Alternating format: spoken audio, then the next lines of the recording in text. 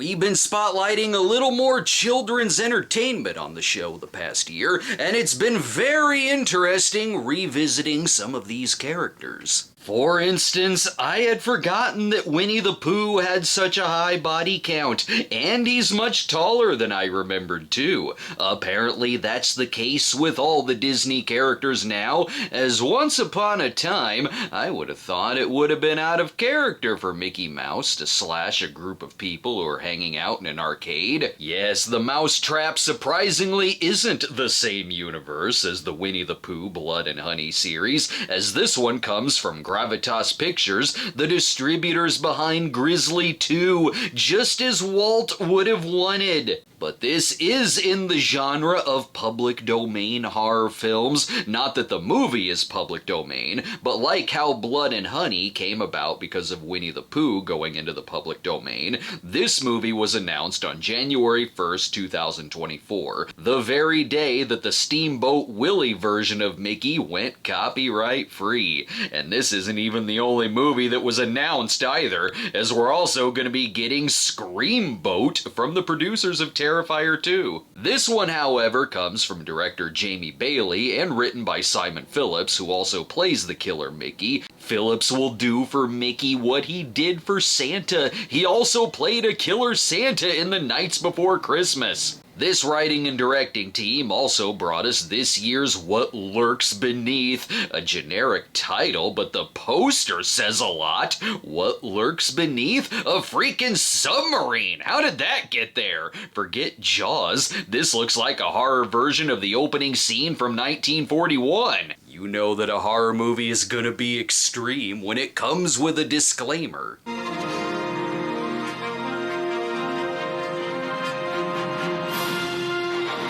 I'm still calling it that this will be the best Star Wars product in years. Wait, what? Why did I stop to make a joke? What is this talking about now? We're talking swingers? Can't tell if watching a Mickey Mouse horror movie or my old Snob review of Turkish Star Wars. It's like I'm watching the opening of Dune, but in a text crawl. Here's the movie. Did we forget anything? You sure you don't want to reference Clerks for some reason? No, we've got a case to solve. Stop. What? Playing this one by the books. It's not gonna be that kind of night. Is that right?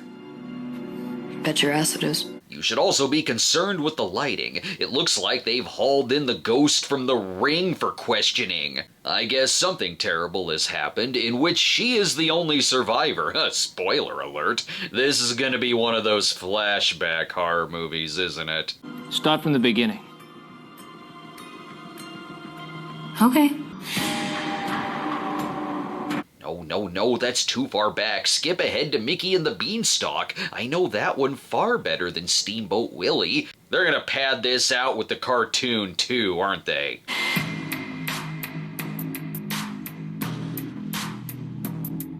I often forget that Steamboat Willie had an edgy horror movie soundtrack from Darren Moore's, composer of the Oscar-winning short Curfew, and Gravitas also distributed Coda. This movie is well on its way to winning Oscar Gold. This is the most happening arcade in town. They have space invaders and bratty kids who get in trouble. But she didn't want to play near her friend because Jack smells bad.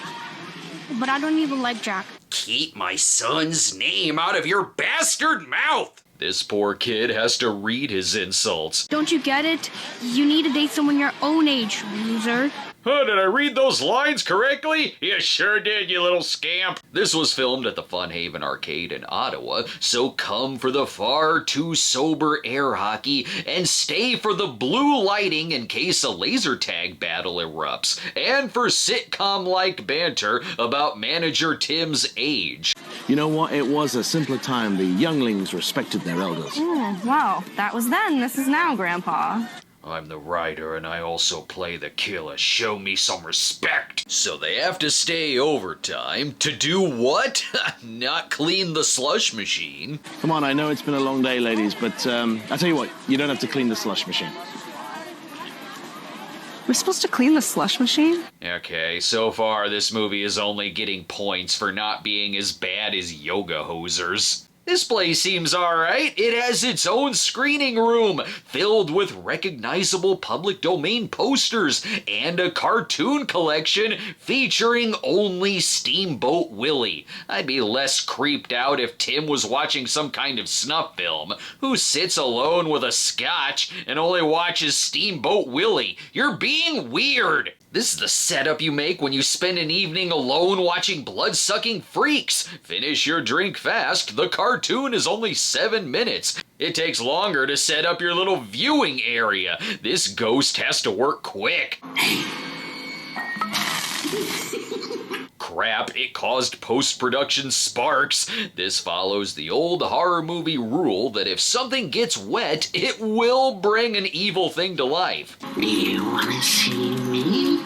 Do you want to see what I see? Excellent impression of Mickey Mouse after smoking a carton of Virginia Slims every day for a decade. He's gonna be busy for a while. Best get to know Alex and Jaina a little better. They're the best of friends. So, what's going on with you? Like, what's new with Alex? Like, I care. You know that, right? Where is this coming from? Bitch, please. I've had your back since day one.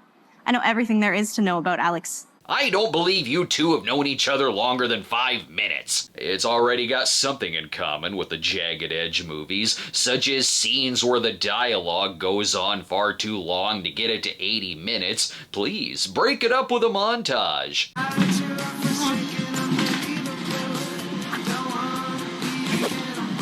All the excitement of killing 10 minutes before showtime starts at the movie theater. Even the detectives feel inserted in just for padding's sake. So why would Alex make something like that up? I don't know. Ask Alex. God damn, can you stop being mid-90s moody for 5 minutes? We're trying to solve a murder here. And why does this jail have the same lighting as the arcade? Is it one of those themed photo booths? I'm not entirely sure why anyone needs to stay overnight at this place, other than so a horror movie can happen. And also there's a party, bro! Surprise, gorgeous. We got this huge party for you. We got drinks, we got friends, we got cake, we got anything that you want. Yes, that's nice. No one has cleaned the slush machine yet, and this is an odd guest list. We're your last-minute private birthday party. Well, your birthday party. Wait, Who invited the Hot Topic girl? We told you to just invite the people from Auntie Anne's. They have free pretzels and aren't a bummer. Kidding, I can tell everyone's close. and you guys got Marcus to come out. Yeah, I mean, well, it's kind of his idea, but... Awkward. The guy's acting like he cleans the food court with his tongue. Let's take a break. This is a lot of characters. I'm not even going to attempt to find out all of their names. The killer's gonna need another minute. He's got his work cut out for him. And we've got a new convention to announce. Come see Doug, Malcolm, and myself at Cleveland Gaming Classic from September 20th to 22nd in Cleveland, Ohio, where we'll be there all weekend. And I'll have copies of my book and movies too. Get your tickets now by going to GameCleveland.com. We're back, and they're all having a great time. My gosh, guys, it's a law when you start the party That that is you in must... no way a law. Dude, shut up, you wank stank. Listen, Let's get this chill, thing... Juice head. How about we let the birthday girl decide? Okay. I hate every single one of you, and I don't need the cops to explain this. Everyone was in the same room, right? Is that a yes? For the tape. Yes. So, are you gonna buy something? If I don't know their names, I definitely don't know about their drama. I like the game until Ryan decides to make it an actual competition. Don't show up too quickly, Masked Killer. I really want to know where it goes with this competitive skee-ball drama. And don't get me started on Paul. He means to get her drunk. What? She's not drunk? Well, she was a bit of a whore, so you know what? She's actually perfect for you, Paul.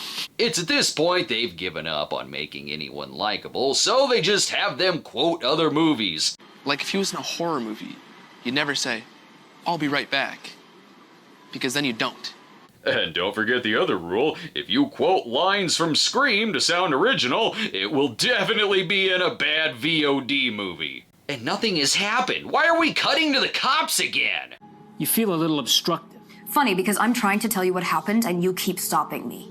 That's funny. I'm trying to watch this movie and the police scenes keep interrupting me. There's already too many characters in this, so they decide to bring in more when one is hiring others to beat someone up? So we're roughing him up because he's a douchebag. Well, not just that. He's kind of talking to her boy's girl. He's talking to Jennifer. Why is a Killer Mickey movie interrupting this HBO Max teen series canceled after a season? And oh god damn it, nothing has still happened. We're with the police again? And so then Paul ran out of quarters and had to use the change machine. Guess Mickey was waiting for people to have sex so he could finally make a kill by just running at the camera to off-screen them to death. Yeah, that's why I'm watching this. Please, by all means, cut away. We've got another game competition and riveting police scenes. Wait, I thought Marcus had a crush on Alex. A lot of people had a crush on Alex. The love triangles really were the best part of Steamboat Willie. That and the dick measuring contest. Buddy, I could outdrink you any day of the week. Sure thing, Ryan. You're all drinking old slushes. None of you were drunk, though it gives him liquid courage to be romantic. Listen, I have had my eye on you for a while. Aren't you with Jennifer right now? Oh yeah, but that was then. This is now. Will someone please count my ticket so I can get a cheap eraser, please? Anyway, I'm sure this mess will clean itself up. Nick Cage will come in soon to clean it. Guess they couldn't call it Steamboat Willie's Wonderland or Mickey's Mousetrap, which was the original title for this. Oh, now they're all stuck inside. What are they gonna do? Just play Time Crisis 3 and wait until morning. Since I'm tired of waiting for Mickey to do anything, I'm praying the robots from Chopping Mall show up. That'd spare me from this love story too. Can I give you your gift now? Sure. I'm actually Superman. Even the police are now doing Scream-like meta humor. Wait, is this some terrible subplot of a 90s slasher film? What? No, it's the main plot of a terrible VOD movie that the killer has barely been in so far, and we're at the halfway point. Meanwhile, we're in a DZ Discovery Zone now. That's where Mickey has been hiding all this time. Hoo-hoo, this is gonna get good. Better cut to something else, I guess. Did he kill that guy? I don't know. Now he's stalking the girl that we know survives. There is a twist, though. Mickey Mouse can teleport. I knew it, though it does come with a weakness.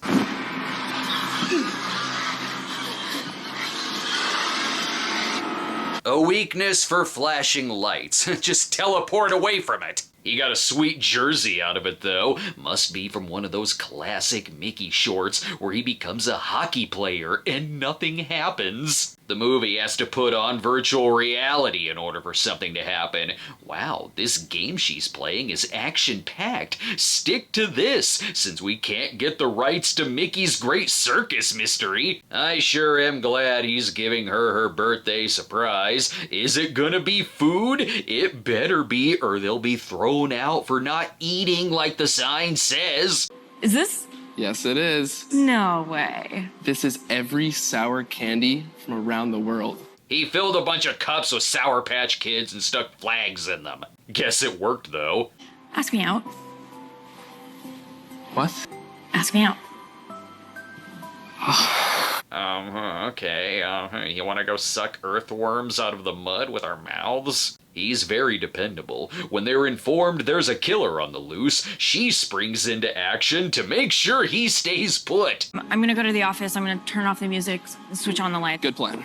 Stay here. What? If Mickey's weakness is sour candy, we'll let you know. It has to keep reminding you that they know the Steamboat Willie cartoon exists. Oh, by golly gosh, look at you. Go find your friends so that we can all play a game. Thanks, Donald Duck's terminally ill grandmother. In case you're wondering about the guys who were supposed to beat up one of the characters that I can't remember who. We should go. It's only next door. Yeah, but I'd rather get him in the parking lot than in here. Why? The audience has already forgotten about you, what's the point? But Mickey remembered, or Willie, or whatever they're calling him. Kudos for getting a vintage Mickey Mouse mask, though. That's about the only good thing I can say about the scene. There's no payoff to this subplot at all. He just hits a few people with a hockey stick. This movie really is, we can use a Mickey Mouse mask, and we're gonna do nothing else with the concept. Even when it seems like there will be an interesting kill, like a guy strapped to one of the rides, I'm not waiting for something cool to happen. I'm waiting to see how it's gonna disappoint me. The funniest part is when they cut to this line. Let me try the door one more time. Oh, right, because it's gonna be less locked this time.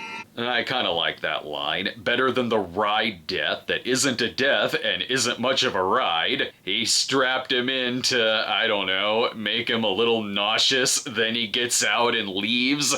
Let's take a break. They will make it out of this $2 escape room in a garage.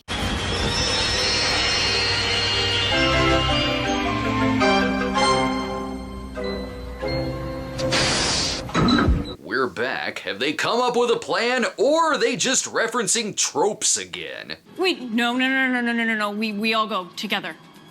Exactly. Why? Haven't you seen any horror film ever? Have you? I'm running out of things to say about these death scenes because there is nothing to say about them. Is there anything creative with the girl playing the VR game? No, other than Mickey's teleportation powers is throwing off her concentration, and it cuts to jail again. This is a knockoff brand of so many things. We're gonna call you Jenny Ortega. This movie is pretty bad. When I saw how low the reviewer scores were, I was honestly picturing it'd be something like Amityville Thanksgiving or 5G Zombies that were mostly cell phone footage of people describing scenes, since this is about how low reviewed those movies were too. But this movie doesn't do that. It's bad for different reasons. There isn't people describing the action because there's not much action to be had. When it does cut to people describing things, they're just talking about 90s movies and drama subplots or explaining scenes we just saw. It takes an hour for there to be any kind of on-camera death, and it's just a throat cut. There's way too many characters, so most of them don't stand out. But even aside from that, it hardcore feels like the kind of script that already existed before Steamboat Willie became public domain. This killer could be anyone. Steamboat Willie doesn't factor into the plot at all. It just shows characters watching it a couple of times. There's nothing Mickey-like about the killer, not even in a satirical sense. South Park already did the dark Mickey thing better. It's like the kind of script that could have been originally pitched as a Five Nights at Freddy's knockoff. Which would be fine if there were any good kills, but there's really not. I guess I like this guy, though. Like he can teleport? Yes, I know, that sounds crazy. Oh, no, it's not crazy. A guy dressed as Mickey Mouse is killing us. Teleportation is still very much on the table. Yeah, well, when you say it like that, it makes sense. And wait a minute, there's windows? Smash through them! Smash through the door! At least get someone's attention who isn't just gonna walk in and get immediately killed. Ugh, I hope it's one of those VOD movies where the last 15 minutes are slow-moving end credits, so I can be out of here 65 minutes in. I like how she has the flashing light to test who's the killer or not, and then when the killer shows up, she at least lets one walk up to him to get attacked, and then she uses the weapon on him. Mickey is way smarter at using his teleportation powers, which, why does he have teleportation powers? Don't get too exciting in the climax. Please, stand around for far too long, just discussing your plans. One game of hide and seek. You find me in the jungle gym in 5 minutes, you could do whatever the fuck you want with me. Oh great, it's a Wood Rocket parody now. At least then it would be shorter. I'm still confused though. Best cut to the police station to say shit like, and then it got worse. He also seems like the easiest killer to beat. Put the flashing light up where he can't reach it, then we'll lightly hold him a little. And why is a killer whose weakness is flashing lights hanging out in an arcade? Kudos for at least being consistent with the teleportation, I guess. He's gone. He's not coming back. How do you know this? And that's when we banned him from the arcade and put his picture on the wall. He's in big trouble if he comes back. Not before cutting the main character's head off, though. That's kind of funny. I never got to ask her out, and he just cut her head off. Then the movie is in such a rush to end, it cuts itself off. What a complete... Only 3.5 minutes of ending credits. I guess that's fine. So if you want to see a killer in a Mickey Mouse mask, and that's literally all you're asking for, boy do I have a movie for you! Calling it the Mousetrap is accurate. This concept trapped a lot of people into watching it. I can't fault it for that, though. No one would have seen this without the gimmick, or much less reviewed it, so it was a smart move dressing the killer like Mickey Mouse. Just, I don't know, try making a good slasher movie next time? Ever played Mousetrap?